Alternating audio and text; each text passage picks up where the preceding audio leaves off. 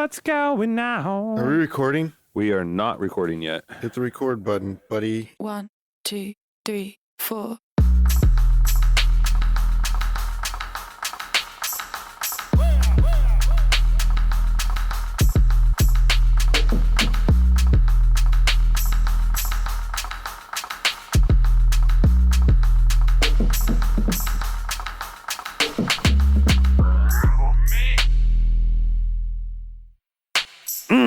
Love that intro. By the way, big also shout out to our boy Jigga.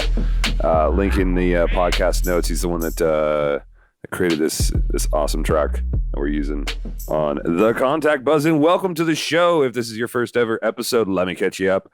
This is the show where three cannabis experts dive into everything you ever wanted to know about the marijuana and hemp world. My name is RJ, spelled just like it sounds. And as always, I'm joined by two absolute monsters in the cannabis industry. Sitting to my left, we've got my buddy from Acme Tea, Guillermo Garcia. Hola. And to my right, from California Terpene Extracts, we got Chris Anderson. Good evening, Mr. Anderson. Pass me the letter. Hello, there. how are Thank you guys today? Thank you very much. Tonight we are talking about, let's see here. What does it say? What the hell is a cannabinoid? Cannabinoid. Is that it's cannabinoid? Cannabinoid. Cannabinoid. But before we get into that, just a touch of business, please. Wherever you guys are listening go to us, slap that like button, smash that heart symbol. Do what you got to do to let everybody know that you like what you hear here. It really helps out the podcast, helps us get discovered, helps us fight those nasty algorithms. And yeah, share us with your friends. We're on all the big name platforms. Recently got released on Apple Podcasts, Spotify, Stitcher, iHeartRadio, yada, yada, yada, yada, yada. And if you do, smash that like button and share us. Guillermo told me personally that he will come to your house and make you dinner. Don't fucking believe this guy, okay? I can make you dinner. Oh, dude, did you see? I bet it will include a variety of really delicious cheeses. Did you see Gordon Ramsay's masterclass, the second one? Holy crap. You know what? Gordon Ramsay actually has a bunch of full episodes of like his Nightmare Kitchen stuff on YouTube. I've been finding those. I've just been falling down that rabbit hole. But his masterclass, though, I mean, imagine getting those skills. And I did have something smart ass to say custom... about Chris over here, but he's fighting with the microphone right now. So we're just going to jump right into it. Remember, you can always find additional information on the show, what we're talking about, links, things like that over at www.acmeteas.com/the contact buzz. Okay, so let's break it down here. What the hell is a cannabinoid? Cannabinoid. Good thing we've got like a chemist. Cannabinoid? Cannabinoid. Long-time like cultivation cannabis, expert. Cannabinoid. So Cannabinoid. I'll have the questions part of this conversation. Potato? Essentially, they're phytochemicals that have been biosynthesized by the cannabis plant. Okay, and in English, that basically means CBD and THC. No, a plant that produces these CBD and THC, which are the two cannabinoids that... It's like 200, dude. Hold on, let me get the thought out. About 100. 100? Yeah. Okay. So those are the two that everybody's familiar with, though, is the CBD and the THC is what I was trying to say there. What about CBG? Well, more and more people are learning about CBG. Absolutely, for sure. I think probably a good portion of this audience specifically has maybe heard of it. But yeah, so those are three out of one of you said 200, one of you said 100. We'll have to figure out which.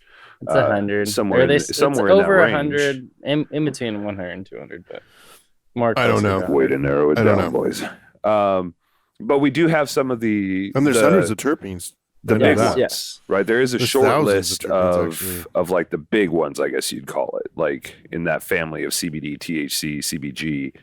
I mean, yeah, the main, if you follow like Leafly or anything, they talk about 8. Leafly, have you heard of the contactbuzz.com? So, I mean, the main thing. What's Leafly? What are you talking about? Some copycat. I love their dial, that whole, the wheel that they have with the terpene wheel. You see that everywhere now too. Like all kinds of people start using that same thing. It's clear to read. I saw like some like a professor do like a whole thing on YouTube where he was talking all about this, and he used the same kind of like terpene profile wheel. Mm-hmm. That wheel's been around for a while, but I mean the colorization that Leafly uses, and how they break it down, they simplify it. I think they To a generalize certain it. extent, yeah. Right.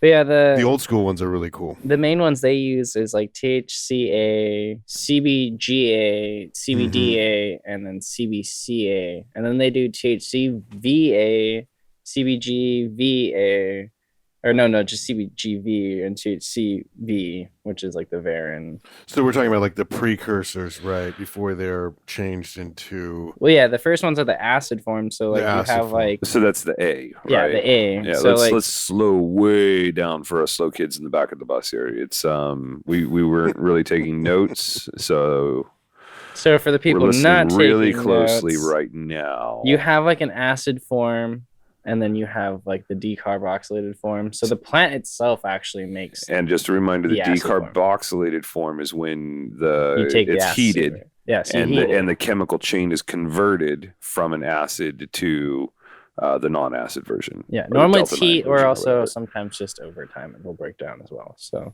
you can have like conversion through enzymatic ways too. Sun so, exposure, heat. Yeah, there's like from being several on the other field. little different ways, but the main majority way is you like the plant itself produces the acid, and then you heat it like by vaporizing it or smoking it, and that is where it releases it into the non-acid form, which is the form that most like our bodies uptake and actually like produce the high and stuff like that, for THC at least. Most other cannabinoids actually do not create any kind of psychoactive effect. Like, so when you take THCA, the acid form, and you ingest it without heating it, you don't get high off of it. Right. And it has completely different properties in a lot of ways to just like the actual decarboxylated THC form. Well, there's even discussion, I think, right now on whether or not CBD needs to be decarboxylated as well. It does, but it's. Does it? It does. I think it's. Man, you're talking about mass production versus like. Well, I'm talking about the difference in the chemicals. Like there's CBD, and then there's CBDV, there's CBG, which just for those that don't know, CBG is the precursor to both THC and CBD. So, well, it's CBGA. Right, but it's what turns into CBD or CBD. Yeah, so you have THC, CBGA, right? which is like has two different pathways, which goes into THCA or CBDA. Right. So those are the two pathways that it like follows. And so like CBGA is the precursor for those two, and then you have CBGVA, which is the precursor for THCVA, and then CBDV. People at home's eyes are glazing the fuck over right now. There's so many. Why am I acronyms. listening to this shit? Okay, let's see if we can break this down and make this even simpler to kind of wrap our brains around, right? Because I know if I'm lost a little bit on this whole side of things, like I can't be the only one. So you're growing this plant, and this plant's got all these cannabinoids in it. The big ones that we know about already are THC and CBD. CBD is all the craze, but those are basically just one version of a chemical chain kind of situation that's going on, which starts at the CBG level. So you can almost think of CBG as non-ripened THC or CBD. Mm-hmm. It hasn't changed. It hasn't undergone. That's a good way to look at it. Right. The transformation. Then at some point it does, and that's either in the natural process of the plant itself or through some sort of chemical reaction, either through heat or something along those lines. I think the heat speeds up the natural degradation that takes place over time with the flower. Right. And so then it'll become either THCA, which is the acid form, non-psychoactive of THC, or CBDA, which is CBD with the acid chain. Still actually has different effects even though. Yeah. So that's where like the bioavailability of CBDA, like when you uptake it, is 100 times more available than CBD. Mm-hmm. So that's why they use it for like anti-inflammatory, and it also like has different effects. Like CBD itself actually binds to like your endocannabinoid system, whereas CBA is more works off the COX-2 enzyme.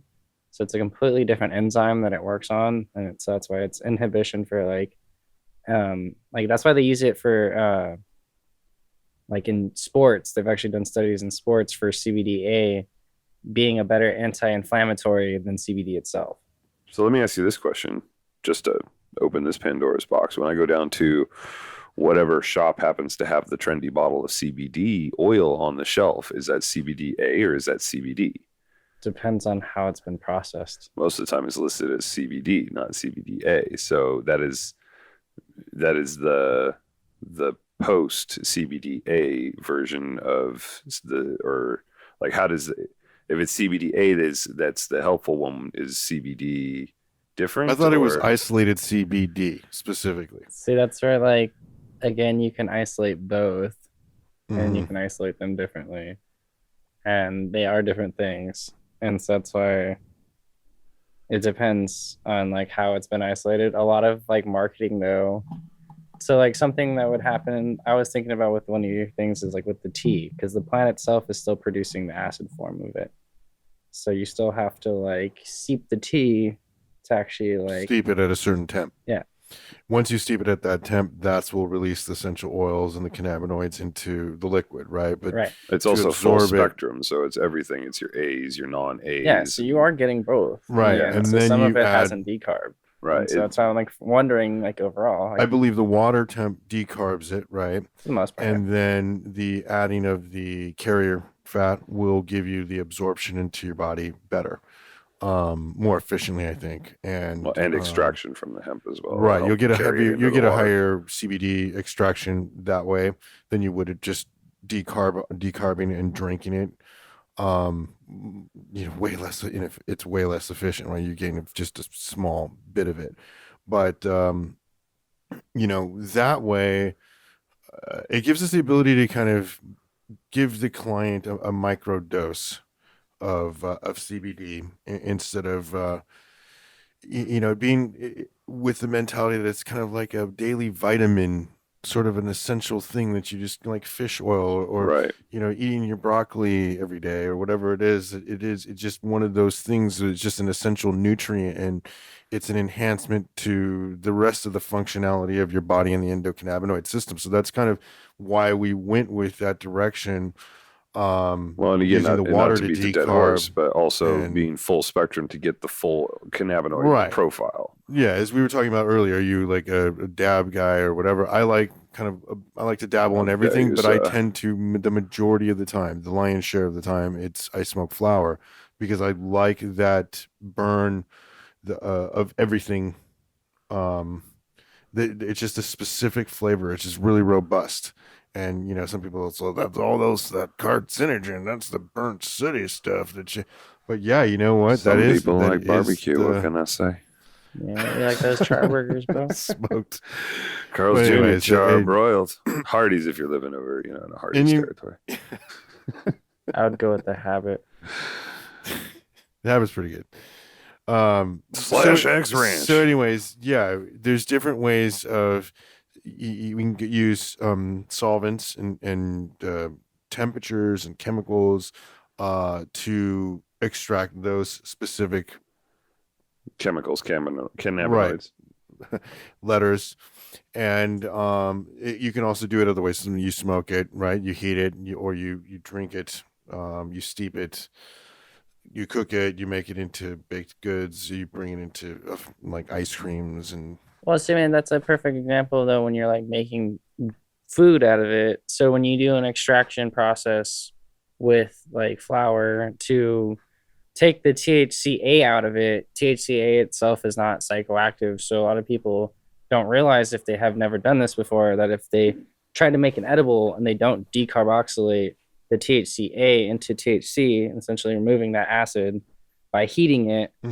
If you do not heat the flour first and then add it to like whatever you're going to make, whether it's butter or if it's, just throwing it straight into like, some kind of edible batter or whatever you're trying to make.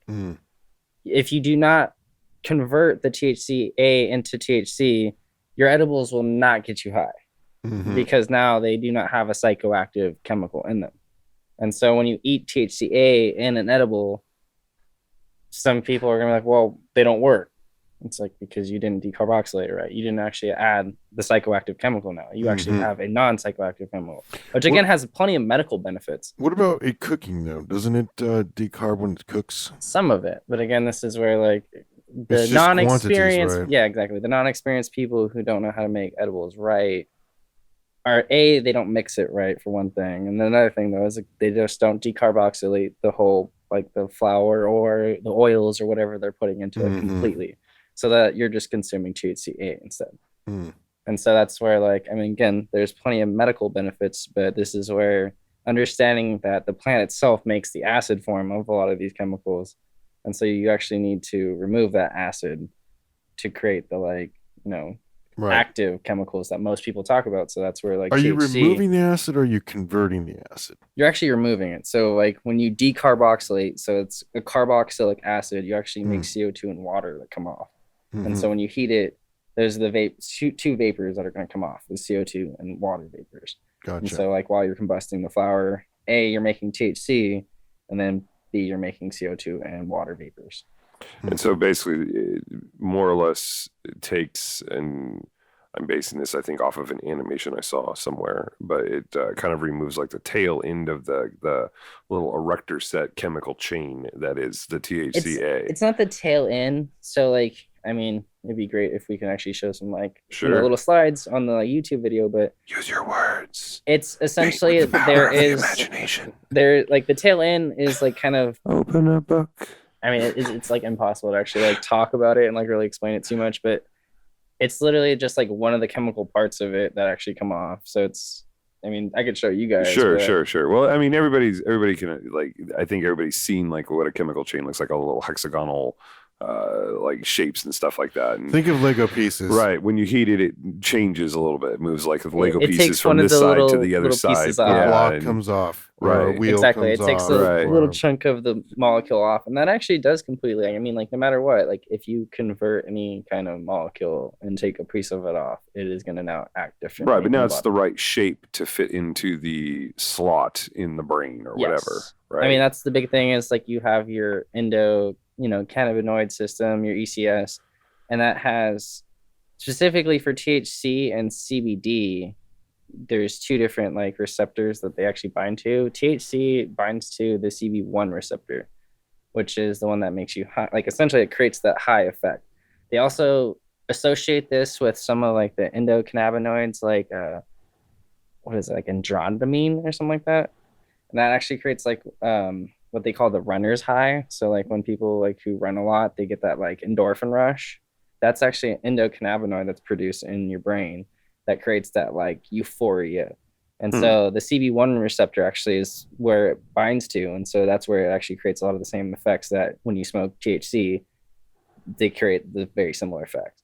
Whereas CBD actually binds to your CB2 receptor. So it creates different like effects overall.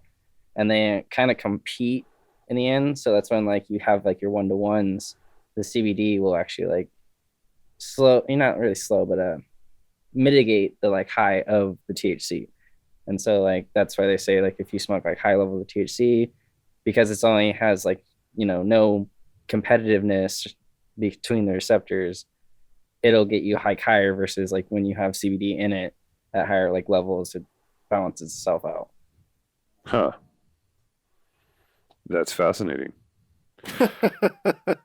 No, I mean it kind of really is the your face right now is hilarious. I'm trying to process it a little bit. Like I'm a very visual person, so in my head right now I'm seeing like you need a movie. My brain, and if you zoom in, like zoom, enhance, zoom, enhance, right, and you're all the way down there, you see these little like spaces that are like specific shapes, almost like the top of like one of those little kids' toys where you have like the star and the square and the circle, and so your brain's filled with little holes like that.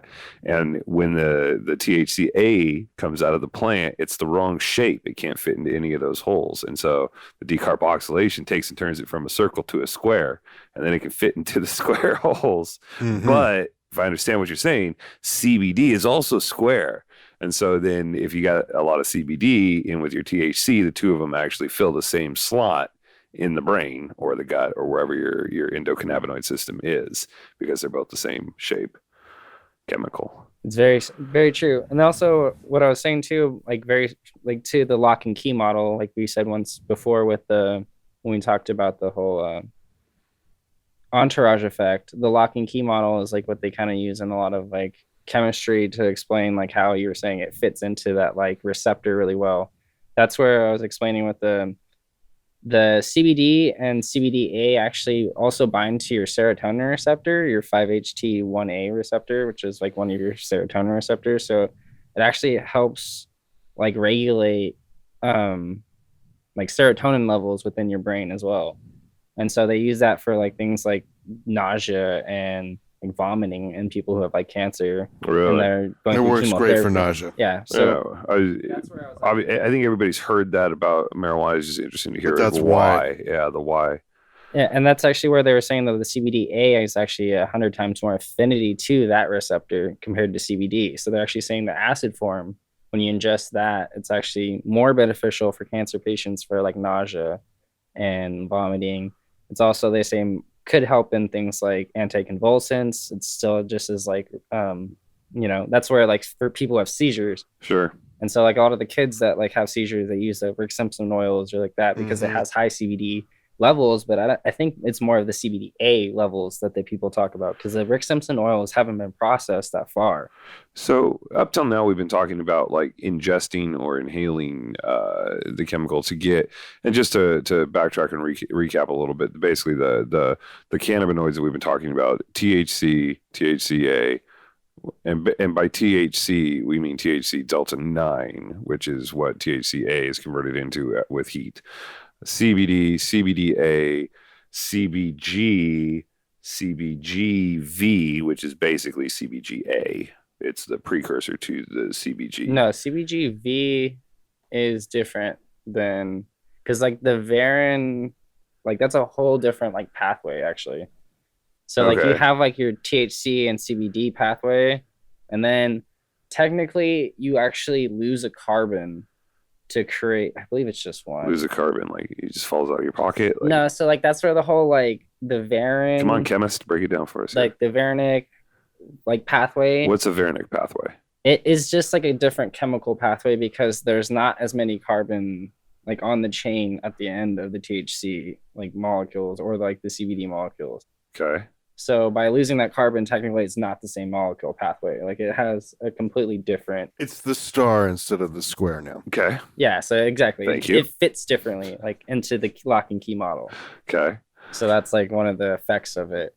So basically, these are like cousins of CBD, the V cousins. Yes, exactly. They look similar, but they're just have less carbon overall. Okay. And CBN, right?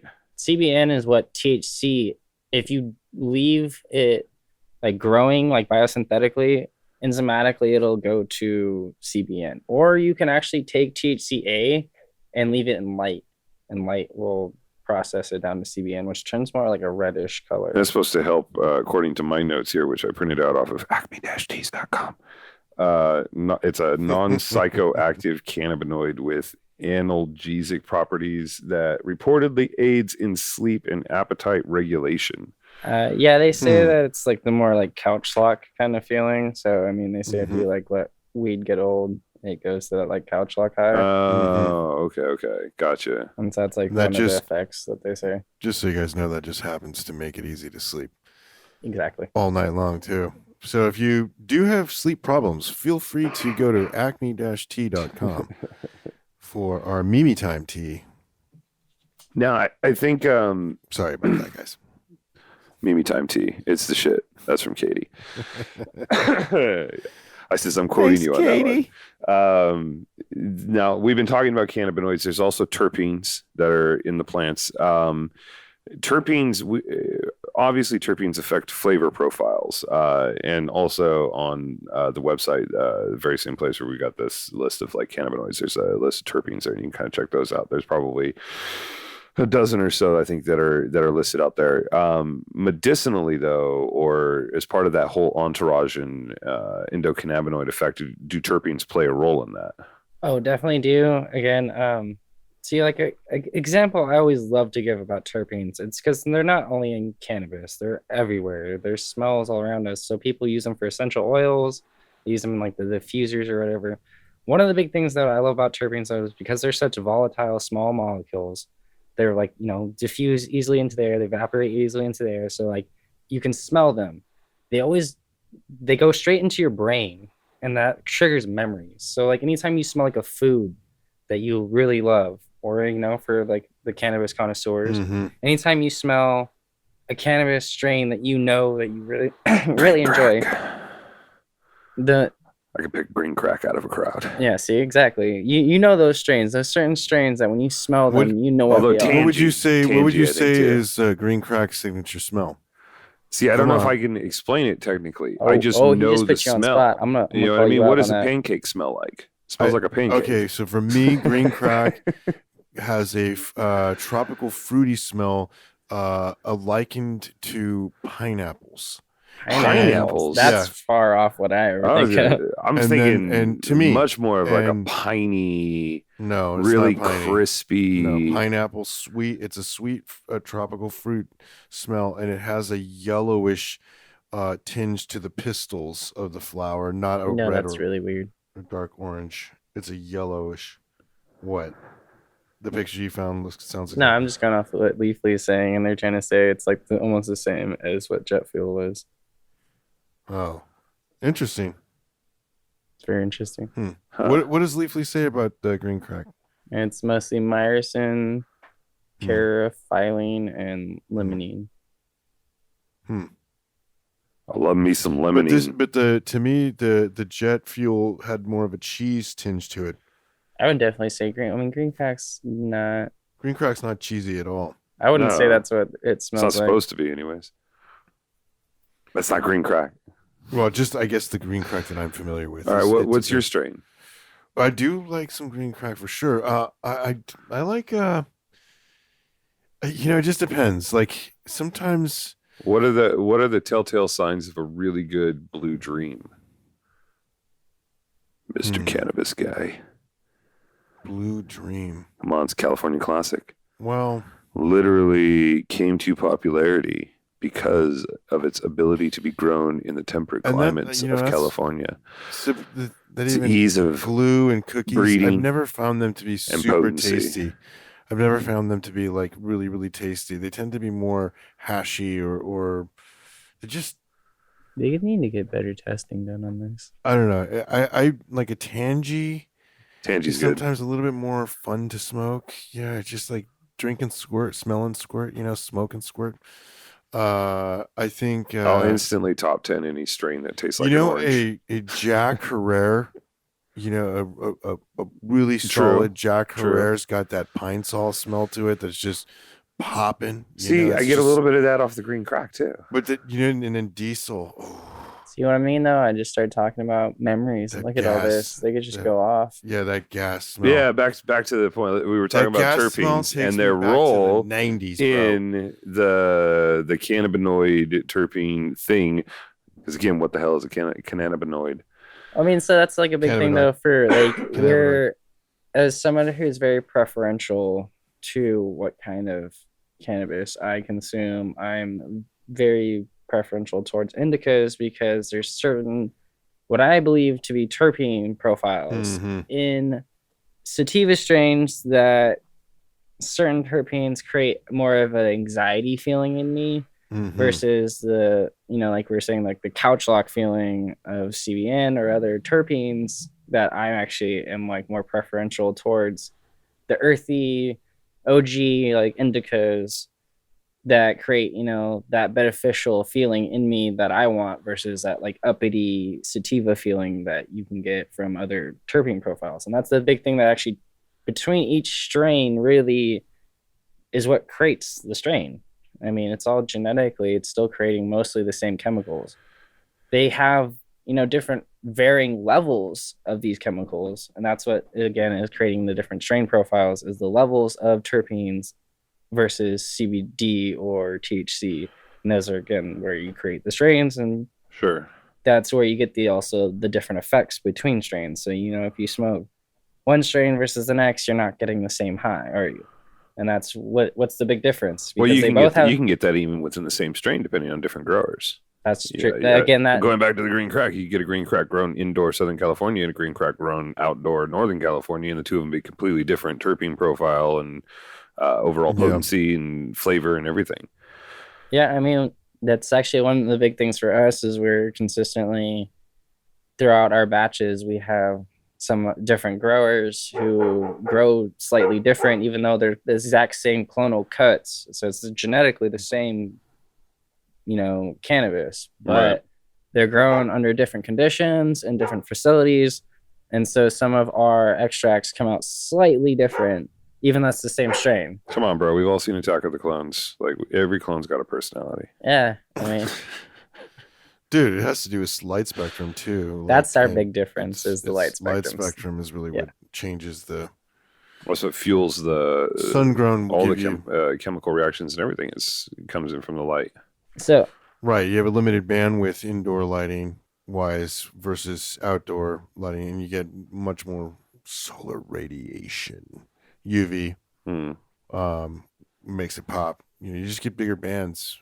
You're getting the full band, so makes it a more robust. Well, it's amazing how you terpene can really kind of control the plant with the lighting. You know what I mean? Like we have strains that we've kept through the off season. By the way, terpene strain. It's a terpene profile, is what I meant to say. And we've done that specifically through elongating the lighting cycles and everything else. And nothing super fancy, anything along those lines. So those plants are still alive. They're still kicking. We start getting them right back into the right cycle. Get them into the ground, and I mean they'll basically be they've been 2 in years stasis old for months. Yeah, months. Well, they were seeds in June. Right. yeah, as long as you keep them under the right light. Or the right amount of light, quantity-wise. Yeah. Probably be interesting to see how they end up turning out in the end. But so back to the cannabinoids. Cannabinoids. So actually, I mean, if you kind of want to go into the history, though, a little bit of like the isolation of THC and like some of these, I mean, terpenes have been more focused on more recently. Sure. But like, I mean, the first time it was isolated was by Israeli chemist Raphael McCollum in 1964. Oh, that's he right. just Raphael. pulled that off the top of his head. That dude yeah, was Like badass. a boss. Just totally not that I'm reading this right in front of me. He does not have a laptop set up. So, I mean, like, that's like a good example of like, since 1964, we have been isolating and studying to a certain extent. So a lot of the things that with the laws that have gone on throughout the world have kind of held back a lot of the actual studies on humans and a lot of these chemicals. So one thing about terpenes, though, because they're not all isolated from cannabis, there is some studies that have been done on some of them that actually have been done on humans. Right. Because, I mean, wine's huge. Like terpenes are huge components to the flavor. Island of Dr. Moreau as well. Flavor profile. Everywhere. Wine. I mean, like I said, like one of the big things is, I mean, a huge industry is the whole essential oils businesses.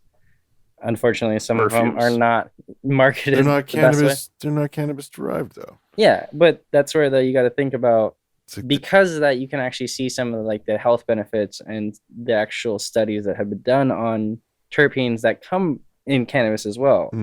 So you can actually get some studies that show direct human related physical benefits. For sure.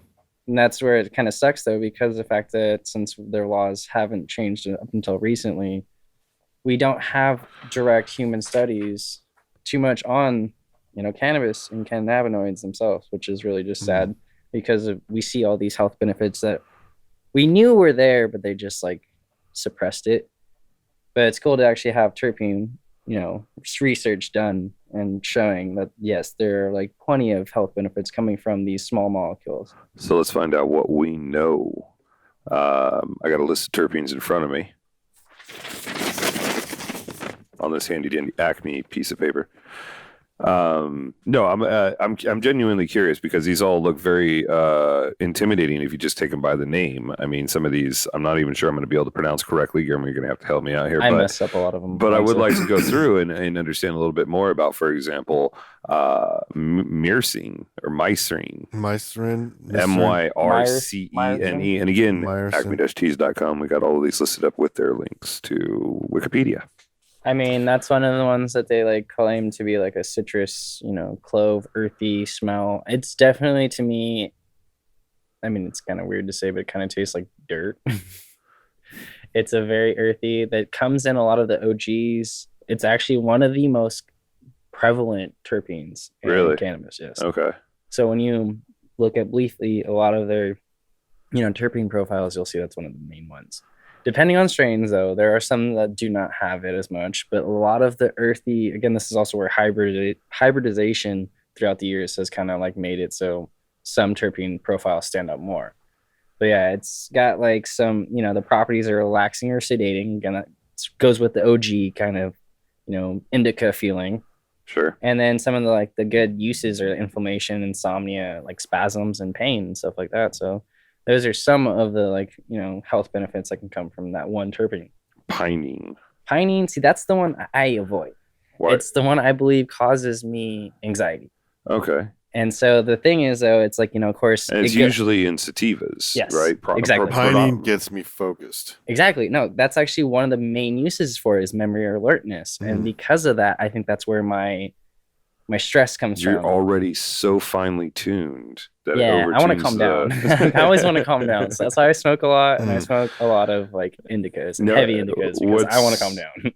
What's the pinene flavor? Again, it kind of goes with the name, pinene, pine. It's Pine. that's where pine sol. That's where they actually got it, the name from. So if you crack a bud open and it smells like you just opened a bottle of pine sol, then without knowing anything else, you could probably guess that that's going to be a much more alert-oriented experience. Yes. Okay. Not for everybody. And so some of the properties are antidepressant, anti-inflammatory, and actually they use it as an antimicrobial because that's, again, pine sol. Huh. That's why they use it in there, because it does kill bacteria. Interesting. And so the other uses for health benefits, though. So if you get sick, it's antibacterial. You just smoke a whole bunch of sativas. That's not good logic. It's the cold strain. But you get pneumonia because you clogged your lungs. Right? Yeah, that's not okay, maybe if you ingested it in some other way. But... how about limonene? Obviously, is that more of your citrusy? Yeah, it's a very citrusy. It comes in quite a bit of the cookies, like Girl Scout cookies and stuff like that. Kind of has that limonene. Is that why they're so addictive? Those Girl Scout cookies? At least I don't know. It's a preference. Yeah, so it's kind of gives that a more bitter, a bitter citrus, not the because they have a sweet citrus smell too. Okay. Some of the properties are anti-anxiety. They use it as an anti-cancer agent. It helps with digestion as well, and so they use it for liver detoxification, weight loss and sleep aid as well. Now, chlorophyll, I think is how that is pronounced. Is that more of the green flavor? The green flavor, chlorophyll, most of the time is not considered terpene. Well, it's CARYOPHL. Oh, carophyllene. Yeah, there you go. That's actually the spicy flavor. They say kind of like spicy or peppery is what they try to say. Oh, okay, pepper. Yeah, so that's actually another. So would that be the same sort of terpene that you'd find in a peppery cigar, something that's a little bit more on the lips, a little bit more on the tongue? Possibly. Honestly, I wouldn't know so much about cigars. So. I think that's more of the nicotine amount of resin that comes off the leaves. No, you're talking about a burning. No, it's like a peppery kind of almost and it's usually right on the tongue or whatever. But it's definitely a flavor. It's not so much a. Anyways, I don't smoke cigars either. So it's a peppery kind of. And in wine, I think you also have there's a peppery flavor you can have in wine as well. Sure. Yeah, that's for sure. That's what I mean. Sometimes those get a little too hot for me. How do you say that again? Caryophyllene. Caryophyllene. I can see it when you say it. So some of Hooked the on phonics worked for me. So some of the properties that it has is like antibacterial again. They also use it as an anti-inflammatory and an antifungal. So this one actually has even more kind of like killing off microbes. Killing off the bad shit. All right. How about terpene? Let's see. Do I even have terpene on this one? Terpene. Oh yeah, I do. It's smoky and woody, as they actually say. Oh, okay. Yeah. Actually, I can think of a couple of times I've had something that tasted very. It's almost like campfire. Smoky and woody. I believe When actually, you're burning trees, that makes sense. I was gonna say I think terpene's also what they use in turpentine, I believe. Oh, yeah. Delightful. It's an antibacterial, antifungal, anti-insomnia, and an antiseptic. So important to some cuts. They use it for like cancer though, and heart disease, and like sleep aids. Isn't turpentine derived from trees? Yeah, a certain kind that's of tree. actually where they got the whole terpene like name from, Mhm. from turpentine. Interesting. And it strips paint, right? Yeah, Cleans stuff up. It's an alcohol. the hydrocarbon. Most of these are just hydrocarbon. It's also a solvent. Yeah. So it's a lot of things. I heard you and Guillermo. Well, honestly, terpenes are solvents. So one of the things that you do is when you make distillate for cartridges, you use terpenes because the like distillate itself normally is too thick, and so you can't just like work it with thins it out. Yeah, it thins it out because it dissolves it. It's a solvent. And then also when you're crashing out diamonds and stuff like that, you use terpene layers. Without like heavy terpene layers, like high terpene extracts, you will not be able to make diamond. So terpenes are a solvent themselves. Copy that. Good to know? Question mark. I heard you and Guillermo talking about this one earlier. The humulene. Humuline's actually like a very earthy, and it's also related to hops. So hops produces humulene, and that's like that. It's the same flavor. They're cousins. Yes, they are cousins. So actually, when I was in school, I took this class, and the very end, that's all they talked about was the class is called medicinal products, so like natural medicinal products. So it's like plant produced products, and so humulene and a lot of cannabis derived terpenes and cannabis itself, like they produce through the same biosynthetic pathways, and so they're very close. And like humulene though, they use of course in beer for flavor and stuff like that. It's also an antibacterial, anti-inflammatory, and an anti-tumor agent. So just a question pops into my mind because we're talking about cannabinoids versus terpenes. I mean, both or all of them part of the entourage effect, all of them part of the full spectrum. But it seems like I'm getting the impression that terpenes are definitely more responsible for the flavor profile, whereas is CBD and CBG and all the cannabinoids generally tasteless?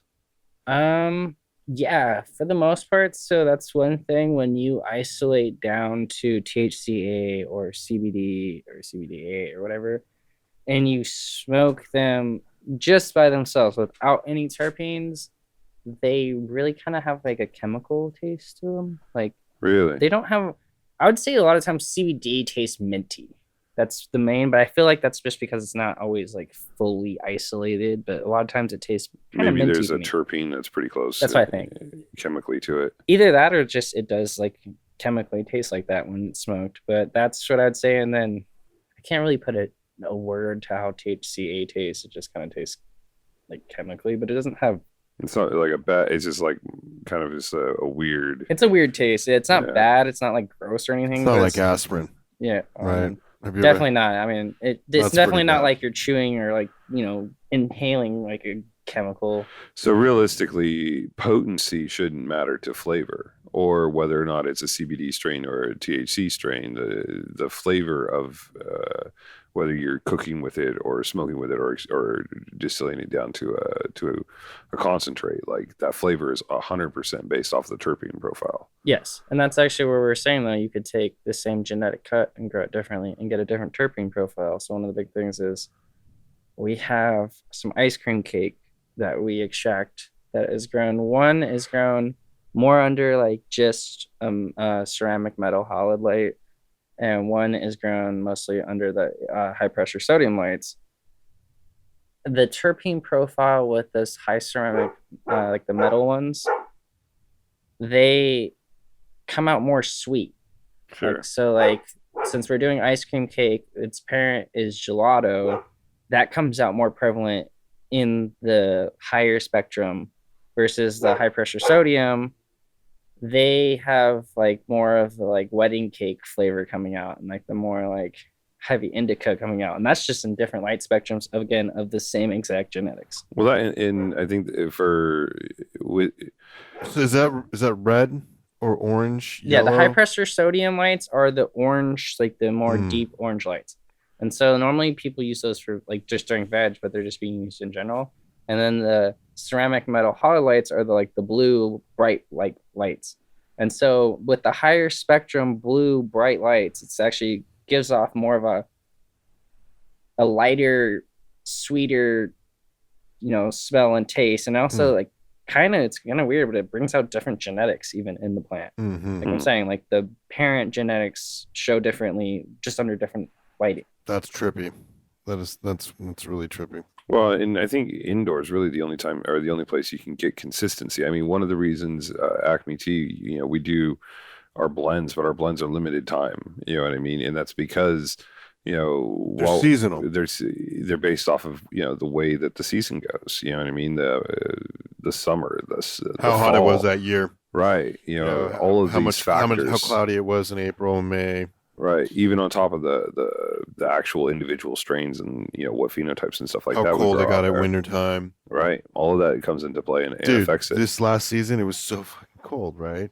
You saw how purple it was. We got some strains that were almost like they would be considered black strains. They were just dark purple, and then we got these strawberry hues, more blushes.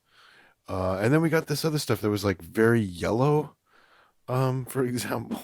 So we got just these wide varieties. It was not very stable, but at the same time, it was awesome to get the variety because we were able to, clearly differentiate the smell with the characteristics of how it grew in the same soil as its cousin or brother just down the street. I mean, we had like sister. 10,000 plants all growing side by side. We could pick out, the ones that were growing. So we would go and we would rub the stem and the stalk of the plant, and you would smell your finger, right? And if you cleaned your finger off again, then you could go later on in the field and do it again, or use a different finger, and because after you've done it's like through hundreds of plants, so you lose it.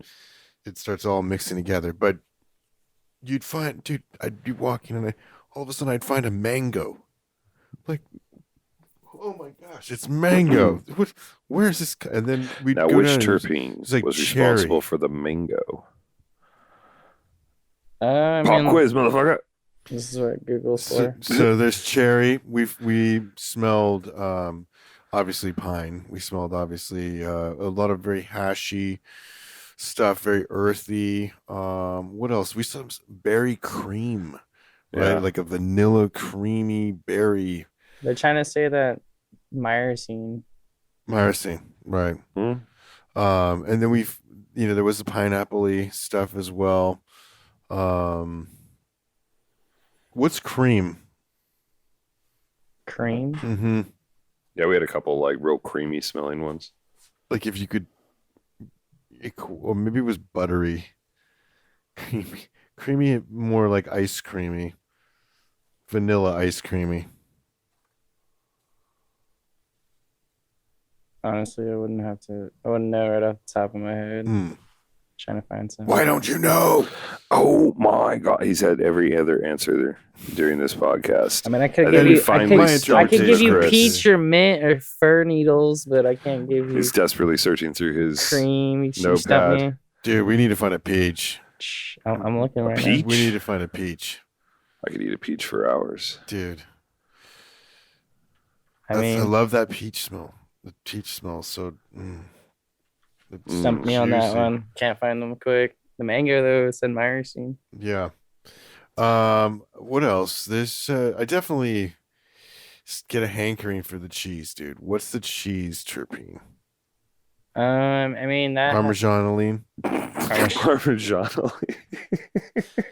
panchegoline, brioline, camemberline, No, isn't it Parmigiano?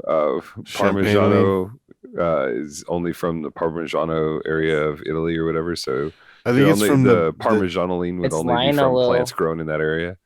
linalool, they say. linalool. Why? Interesting. Oh no, that one has to do with lavender. Hold on, I'm trying to find. Because maybe What smells like cheese? it's got to either be the toe or navel gunk. the the original guy mixed into the cheese. To get... Tofuncaline, Isovaleric acid belly button has lentoline. a strong, pungent, sour, stinky feet, sweaty cheese. That's the smell. one. That's what you're looking for. Sweaty cheese. Is Is there a strain called Again, sweaty I cheese? compare it more It needs to along the be lines of Parmesan. Thank you very much. Whatever you guys want. sweaty gross me out with cheese. your- Stinky feet, sweaty cheese. But didn't we asked a scientist or somebody, right? And said, hey, this smells like feet. Is there a reason why it smells like feet? And his answer was because this comes from the same Well, he was saying like the bacteria or something. The fungus, the- because I could see like your the feet have fungus on them or- at times. I mean, they have like a natural, and it could get worse. Disclaimer: my feet have no fungus. You're fungus free. I have fungus-free feet. Mm. No, it's bacteria, right? It's like sweat, like BO and stuff like that. It's like I think where your feet smell comes from. I don't think it's Well, actually anyways, the same that type of thing. It's the same. That's But it's- cultured with the milk, and Oh, that made you God. Parmesan cheese. This with podcast feet. taking a turn. It's getting a little gross. All right, let's change the subject. I mean, how What's does the next- something? And What's see, the next topic? That's like that fine line between pleasure and pain. Is like there's that fine line between that cheesy smelling good and that cheesy smelling bad. No, you're talking about blue cheese now. Well, no, blue cheese. Oh, don't get me started on blue cheese. But no, you know what I mean? Dude, Like we found this blue cheese so freaking delicious. the cheesy, delicious bud is completely different cheese than the actual stinky feet smell. Right. Right? Like Right. one isn't going to make your mouth water, the other one will, but they're very close. They're akin to each other. Right. There's a point where it becomes less delicious and more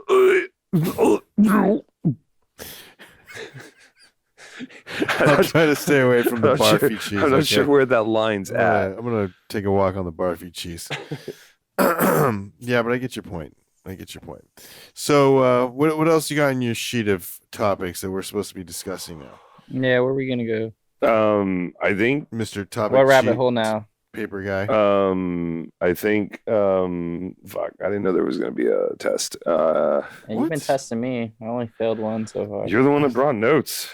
Dude, why you Oh, I think this is a great time to remind everybody that we are on all of the cool Apple podcasting and non-Apple podcasting platforms. Mhm. Be sure to tell your friends. Listen while you're at home doing nothing else. Yeah. When were we going to talk about conspiracy theories No. and weed, man? Oh, you hear that? That sounds like it's time Ghosts. to go. Let's talk about ghosts when you're high. We're gonna spare you, the listening audience. If What you about want, anti-gravity machines? When are we going to talk about that?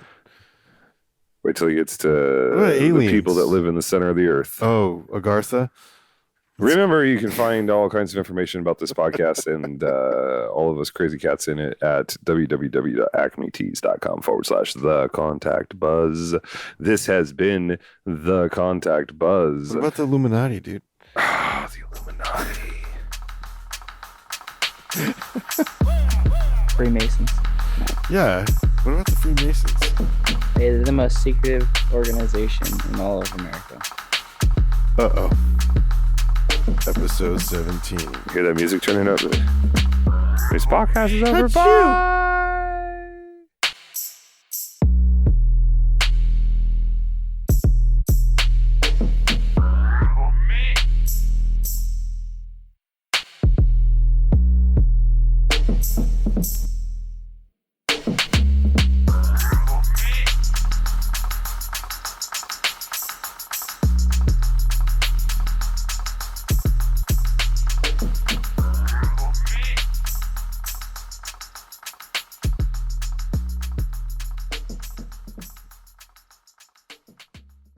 people were spending at the time $15 for a brownie, you know, and how many times did you eat an edible and you just didn't feel it? You kind of were like, fuck this, I just wasted my money. Every Yeah. time. So there was finding that balance. And I think the best one was a lemon cake that I made.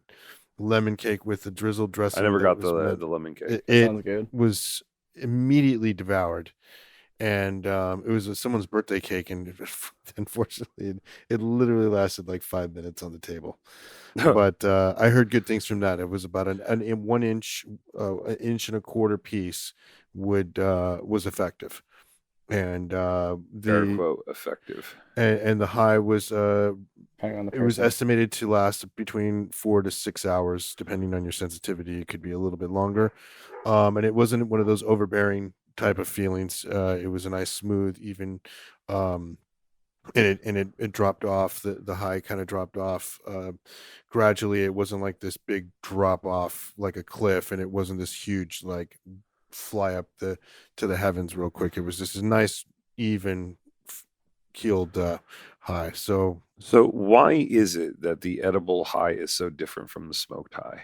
because The it's way in your again- gut, how it's ingested. It has to do with exactly that. The fact that it's just metabolized so much different Right, that way. Because metabolized. when your lungs, Get nerdy on me here. So when your lungs, like, your lungs have enzymes in them that are a lot quicker reacting. That's why the onset is faster. Yes. So So that's within- why, like, within when you moments. inhale it, it could be like, minutes It enters the to. bloodstream faster, right? Yeah, exactly. Because of the way that, like, for us to inhale oxygen and then to able to metabolize it using like enzymes into CO2, it's like that is actually the most like quickest reaction that they know ever. Sure. And so like that rapid enzyme, it also is the same thing with like how we metabolize a lot of other things. Like our lungs are constantly like filtering stuff out versus our stomach. It takes time for our stomach acids to break it down. Then it has to metabolize that and bring it into the bloodstream, and then it has to go through the liver, and like so it's like a lot of So all of that alters the chemical before it reaches the brain, or Maybe more is absorbed. yeah, exactly. It's the bioavailability. It's the like how much is absorbed over time versus like before it starts like interacting. Because like your lungs are like being able to absorb a lot of it really quickly and then Sure. process a lot of it really quickly and then goes through your liver faster. And so it's like it's not like actually like absorbed and then like so. But imagine a football metabolism field has to do with So how it it's goes a throughout your body. smaller. So if you took a puff, right? Let's say there was, just for a number, 1 million particles of THC chemical in that puff. Your lung surface Cannabinoids? area, the cannabinoids. Your lung surface area is only so big, so much surface area within your lungs. So most of that cannabinoids ends up on the exhale, leaving the body, and only what's actually made contact with your lungs, I'd imagine, right? And so what I'm understanding is that when I eat it, I'm capturing 100% of the cannabinoids. It takes longer for them to be digested and into the bloodstream and into the different parts of the bodies. But that's why not only that it takes longer to set on, but the onset of it feels so intense versus just taking a drag. Yeah, Yep. and I think that's when you add to it now, when the common format for people out in wanting to try edibles, they're looking at milligrams, right? How powerful, how many milligrams is in whatever you're going to eat, and then they're going, well, how the hell do I know how many milligrams is for me? Because you were talking about 1,000 milligram, whatever it was. For a regular person, let me just tell you, people, That's way too don't much. Do do not ever do that. 1,000 milligrams right off the bat. Let me just say, I'm 25-year veteran in the cannabis arena. Rookie. And 1,000 milligram for me would be probably a lot. That would be at the high end. Snoop Dogg could do it. I mean, No, I could do it. so on the but point is- recreational end of could do stuff, it. they I'm say not going to 100 Disneyland milligrams on it. is the max you could have. So that's a good example. They break it down into like 10 milligram doses. Right. So Much. think about that. This is like 100 times a normal dose for most people. Yeah, and we'll talk about microdosing too, because I mean, We'll get into that, yeah. we'll get into that later. But The point is, like, let's say you're thinking, what is the right dose for me, and how do I get to that to find out what it is? You look at the denomination of the product that you're buying. Let's just say it has 25 milligrams in the whole marshmallow or the whole brownie or whatever it is that you buy. Start slow. Just take a bite of it and wait an hour, maybe two. Some people, it takes a long time, especially if It you depends on the person's if metabolism. you already had a big meal before you took a bite out of this brownie, or was it on an empty stomach? There's a lot of factors involved with figuring it out. But if you want to really figure it out, it's probably going to take 2, 3, 4 times to hash it out and to really understand how it works for you. But start small and work your way up. I think microdosing is a good way to start, but 10 milligrams, you're probably going to be okay. 10 milligrams for you and I, let's say, is probably, we're not going to feel it that much, I don't think. 25 milligrams you probably would start to feel it. I'm really rolling in about 100 or more, and I'm well experienced and have a high tolerance. So again, that's the point we're trying to make. Line me If up I have 5,000 milligrams, boys. Get the fuck out I'm of riding here. a crazy This is so train. bullshit. That's mean, great. Grandma's I'll boy. actually try that. I'm gonna get some of that Frankenstein and some of that. That deer You're shit. wasting grandma's it at house, that point. grandma's You're house. wasting it at that point. You're just gonna fall asleep, and then the rest of it, you're gonna crap it out. Seriously, like, anyways, we want to educate people to a certain degree, and Put your it's phone my on mom. silent. Hold on, let me answer it. It's because of my mom. All right, answer it. We'll just stand by here. Guillermo takes a call in the middle of the podcast. Yeah. Chris and RJ stand by for the verdict. Gotta walk away. It's an important call. He's stepping outside with a serious look on his face. This week on Cannabis Justice. We're back from the break. Hey. And we were talking about edibles and why they are. See, this is why you don't give him attention. You created a beast now. For those of you listening, I have a puppy that's. He knows. He's about 14 months old now, but part Australian Shepherd, part Black Lab, and he is just all paws still, and he's now trying to crawl into Guillermo's lap. He's just a baby. He's a beautiful baby. All right, now let me get back to my show. Oh, and there goes the phone. And there goes the drink. Oh, no, chaos ensues. That's what dogs do, don't they? Podcasting is a rough racket. Shit. Good one. So Great. So that's half a White Claw, one iPhone, a pair of headphones. jeez. He won't even drink it. Yeah, even a dog won't even drink that nasty water. Dude, I'm And you were trying to compare the up. There he goes. Damn it. No, don't drink the White Claw. All right. Yeah. So I think we're way off track here. yeah. Let's tackle the last bit of business. What's the business, man? All right. So when this quarantine is lifted and we can actually once again move about the country or the world, where cannabis related only. What is a cannabis related destination that you want to get to? I mean, if I ever could go, it would be Amsterdam, but Dude, Barcelona. Spain. Oh hell yeah. Family's there. Yeah. See, Barcelona is popping. yeah, actually, with all of the new laws and the way that things have changed. Yeah, I would go there. It's a good place. What's up with Barcelona? Well, so if we're talking about the city, you mean, or you? I don't know. Why is that? Okay, well, why would you go there? Okay, well, it's not just for the cannabis clubs, which back in the day you'd have to be invited by somebody. You'd have to know somebody, and then they would let you go in, and then you could pay to have a membership. And once you became a member, then you could actually purchase something there, and then you'd smoke it on site. And people would just chill and have their bottle of wine or listen to music, spin, all kinds of stuff, play board games, and just kind of hang out at these like essentially social clubs. Really, really cool. But Barcelona has beaches. It has great architecture. The food's great. They also have the plaza, or not the plaza, the street. Uh, I can't remember the damn name. It's horrible, horrible. But anyways, it's this main street, and there was actually a sad thing happened where a guy with a van drove down the street and ran over some people and stuff. But anyways, there's these shops, and they sell seeds to flowers and foods, and it's kind of like a big open farmers market down this whole street. Um, is it Plaza Mayor? No. Calle Mayor.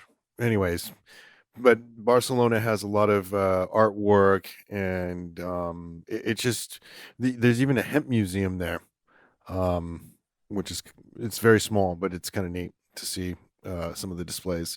So it has incredible parks, gold laden statues, tons of history. You go down these streets, and it's like walking back in time into medieval times with these big, huge doors. Can you and smoke big in the metal. open out there now? There was nobody really smoking freely, but there was also not really too much enforcement. I mean, remember when I had that conversation with Rod Hudson. Russ Hudson, Rudd Hudson. and we were walking through the plaza, and 80% right. I was kind of a little scared, so I like had put it in my shoe, and we were walking, and it was just like, damn, this thing's cutting into my foot and my shoe. But he was like, dude, no, don't worry about it. And I waited till we got back to the hotel, and I smoked out the window, and no one said anything. Well, we're gonna have to get Different now. Now it's like way more prevalent, and it's a lot more relaxed.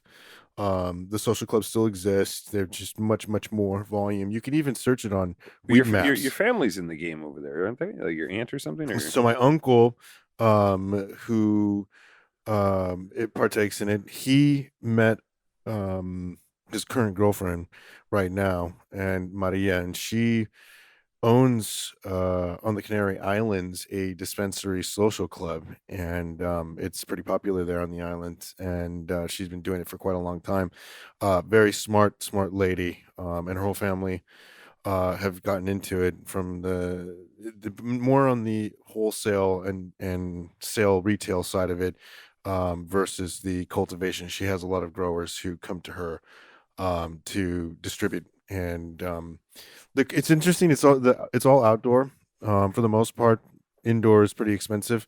A lot of more like in Madrid and Barcelona, for example, there's a lot more indoor grown stuff, but out in the Canary Islands, there's a lot of outdoor. And throughout the country, there's a lot of outdoor, and you'll notice that when you get it. But really, tasty buds, potent, great atmosphere, cool place to visit for more than just getting high. I mean, you can get high and go walk through. There's this cemetery that's on the side of a mountain, and you can see all these grave headstones, just like covering this mountain. It's pretty dope. Actually, my buddy went to you want to go to Vegas, really? Vegas. Vegas. You just smoke in the open. You just walk down the street. I mean, that's actually what I was gonna say. My buddy went to Amsterdam last year, and he was saying it's like, even though you're not legally allowed to smoke out in the open, the like cops don't care. He's like, was walking around smoking a joint, and cops walked right by, and they kind of looked over and just kept walking. They didn't really care. And then there's like the whole situation though with the cafes, still, and how the laws there are. It's kind of funny because people think it's like all legal, but it's not necessarily legal. They just turn a blind eye to it. Sure. Well, I mean, it was pretty. Why Vegas, dude? Why Vegas? Why with the look? Why not Vegas? It's not a very weed-esque town. Actually, well, it is. Yeah, it is now. Well, they just turned it in. Well, Vegas. They Vegasized they cashed in on that. They Vegasized it. No, okay. So I love Vegas, right? Like just to begin Vegas. with, and ever since it went legal there, like it has honestly been one of the most pleasant. Like the acquisition experience is pleasant. The consumption experience is pleasant. They've got pretty decent stuff out there. You're usually in a decent mindset when you're out there. So, like, it's just I don't know. It's Decent fun. mindset. You're like fucked up on some alcohol because you were gambling 5-cent slots in one How spot, dare you, and then sir? you stuffed do your not play slot face machines. with a shovel. See, this is at the a different buffet, lifestyle some and- people live. Obviously, Guillermo lives a different lifestyle than us. Oh my God. Look, even technically, He wants to go for the debauchery. We're just technically here you're for not the supposed weed. to smoke in the rooms. You know what I'm saying? But like they have smoking rooms, and I think if you tip your housekeeper or you tip the housekeeping staff when you check out enough, nobody's Just a going to tip. turn you in. You know what I mean? Take a can of Right. Febreze. You can get a can of Febreze at the Walgreens. It's right down at the end of the strip there. You get a 2-pack for like $10. It'll set you for Well, a you whole could weekend. vape in a room, I think, but you can't I ain't smoke talking in a room. vape. Yeah. Actually, if you dab, see, it's a Oh, lot in the different bathroom, than right. flower. No, it no, doesn't okay. stick as much. The so. best hotel experience I've had so far that's 420 friendly would be the Hard Rock in San Diego. Right across from the Really? convention center. The hotel is like 100% 420 friendly. Hmm. The smoke in the rooms, they've got they've got little like balconies on the rooms and stuff like that. You can go out and smoke in those. But even the bartender, because I was asking him, was like, "Hey, we're gonna like light up here," and he just laughed at me. He's like, "Wherever you want." Like, this is the Hard Rock. We're totally cool with it. So, like, Colorado has those like bed and breakfasts that are like Yeah, weed resort kind of like Yeah, What and do they there's call? tours. What do they call them? Cannications or something like that. Mm-hmm. And there's canna-tourism where you go to indoor grows. You try different grower houses, just like winery tours. Same thing. That's agritourism. You see how the operation goes, and you try some of their stuff, and then you go to the next place, and you're in a nice little van or an air-conditioned bus or whatever. Sure. Well, we talked about doing that up at Mm-hmm. the Emerald Triangle up there. Another cool place if you are in SoCal, if you want to go to a weed friendly place, it would be Palm Springs area. Oh yeah, actually. Depending on the time of year when it's not like you're on the surface of Mercury, I would say it would be cool. In Palm Desert, there's a couple of hot springs, where natural hot springs, right? And so there's some therapeutics there, and then you can stay in a hotel that usually will allow it on site or allow consumption on site, and maybe even has products to purchase. But in Palm Desert would be a cool place, and there's an airport there too, small airport. So if you know how to fly, you can fly in and fly out. It's kind of cool. Yeah, just dust off the old pilot's license, pull out the Cessna. Right? Yeah, Why not? Bucket list. All right. All right.